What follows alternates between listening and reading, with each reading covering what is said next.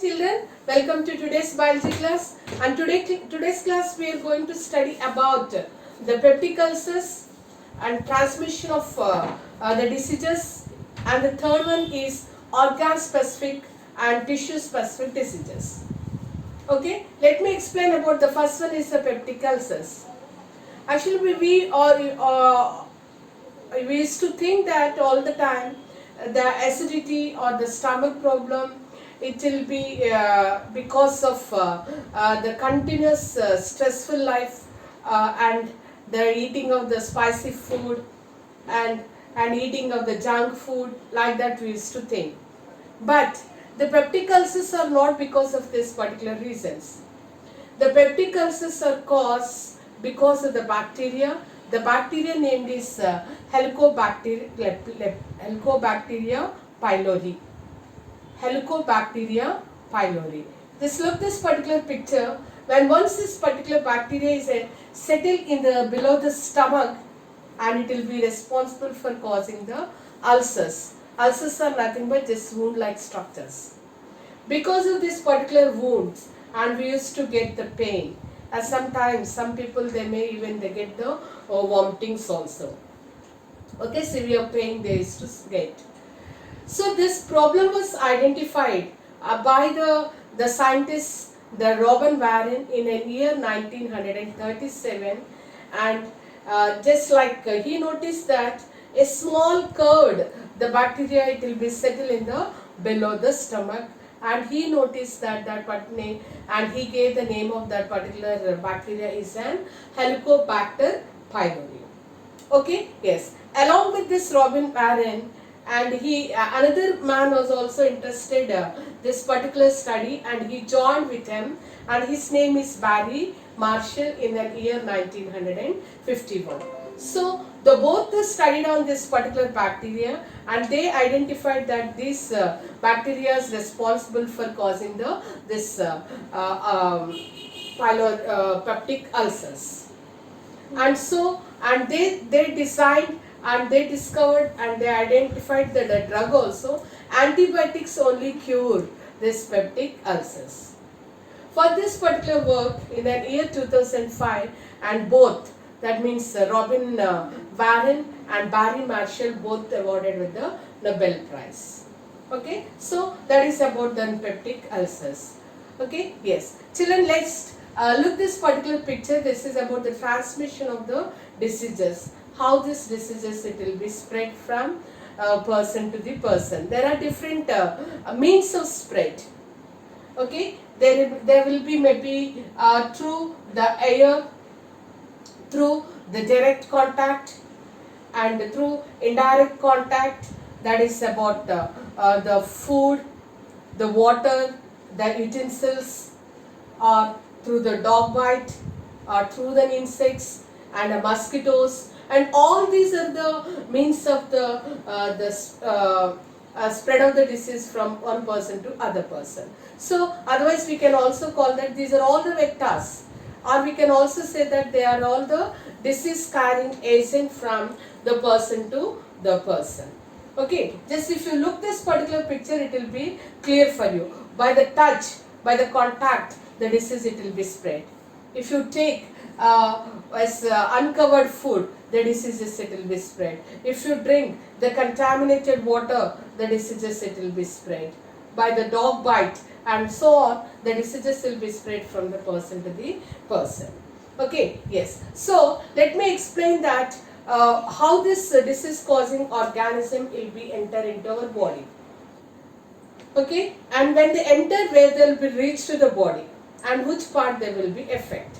For example, if the disease causing organism is enter into our body through the air, so we will inhale the air through the nose, and through the nose it goes to the lungs. So the lungs, when the lungs are infected by this bacteria, and then we used to get a disease called as a tuberculosis. That is called as an organ specific and tissue specific diseases. Through the air, it goes the bacteria through the nose and it reaches to the lungs, and the disease is tuberculosis. If the disease causing organism is entered into our body through the mouth and it reaches to the gut region, the gut region is nothing but we'll call it as a digestive system. When once this is reaches into the digestive system, and so if it is by the bacteria and the people suffer with the disease, that is called as a typhoid. In case if the viruses, it will be reaches through our mouth and resettle in the digestive system, and then if it then goes to the liver and will suffer with the jaundice. Okay, and in these two examples we are seeing that the disease causing organism is reaching to the specific organ or the specific tissues, and then there it will be settled and it will be cause the harm. Okay, that is the second one. And we have come to the third one, HIV. The full form is a human immunovirus.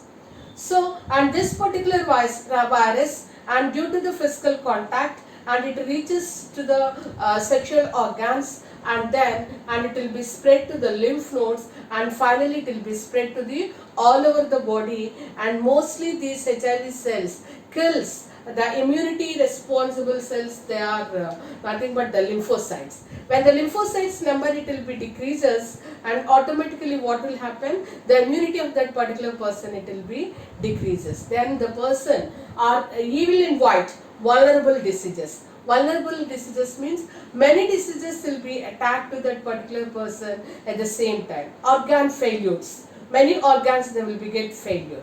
Digestive tract, respiratory tract, excretory tract, and all the systems they will be get failure, and then that particular person it will consider that is what the disease named as an AIDS. AIDS is the full form is acquired immunodeficiency syndrome. Syndrome means what? Group of diseases. Because of the less immunity power, and the person it will be suffer with this the group of the diseases, and ultimately he will finally he will die. Okay, that is the third one. For example, fourth one, if you come to this malaria causing disease. Malaria is caused by the microorganism that is called as a protozoan Plasmodium falciparum. Okay, and how this Plasmodium falciparum it will be enter into our body means through the mosquito bite. When the mosquito, female Anopheles mosquito bites the healthy person, and this Plasmodium larva it will be reaches into our body. When it will be where it will be reaches, and first it reaches into the liver cell, and finally it goes into the red blood corpuscles, and the sporozoites number it will be get increased after completion of the incubation period, and the person will be suffer with the malaria disease. Okay, yes. So, and the fifth one is Japanese encephalitis. This is also called as a brain fever. Japanese encephalitis, also known as a brain fever. This is caused by the virus through the mosquito bite, and this it will be reaches into the brain part, and the brain fever, and people will get. Okay, yes, like that the different organs will be infected by the vectors or by the pathogens, nothing but the disease causing organisms. For example, by the pathogens, if the lungs are targeted, and the people suffer with the cough and the breathless. Okay, if the liver is targeted, the cells which are present in the liver, and they are called as an hepatocytes, and these hepatocytes will be damaged, and the people will be get the disease called as an jaundice. Okay, if the brain is targeted, and the people they will get a continuous headache followed by the vomitings and convulsions. Convulsions is nothing but the fits. Okay, so and the like that the each organ in the body will be targeted by the different the disease causing organisms, and so then the different that particular part only organ specific, the tissue specific, those parts are only damaged, and finally it will be cause disease to that particular persons. Okay children, that is about organ specific and then tissue specific diseases. Okay, yes. So let me explain the other topic, how you can control all these diseases. The only one method is in vaccination. Okay, who discovered this vaccination means in the year 1916, Edward Jenner discovered this vaccination. Okay, what they will do in this particular vaccination process means many disease causing organisms, and they will select and they will make it like as a powder, and then later they will make it like as a suspension in the form of an injection, and they will inject into our the body. Okay, when they inject into our body, first time what will happen? Many disease causing organisms they will inject into our body. In our body, what the microscopic policeman in our body, there will be white blood cells. About the white blood cells, we also studied that there are different types of the white blood cells. Mostly granulocyte like as neutrophils. They are microscopic policemen of the body. They will show the defense mechanism in the body. So these neutrophils, they does not know this disease causing organisms at first. So they'll invite it. They'll invite them inside.